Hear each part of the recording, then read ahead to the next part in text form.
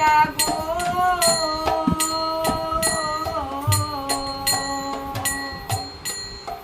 কৃষ্ণচন্দ্র তার ঠিক কাছে বিদায় নিয়ে সুদূর বৃন্দাবনে চলে যাচ্ছে।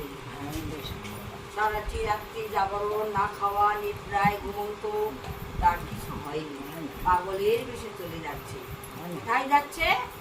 সুদূর বৃন্দাবন। কোথায় কলকাতা বাগবাজার আর কোথায় বৃন্দাবন, এই রাস্তা পায়ে হেঁটে চলে যাচ্ছে।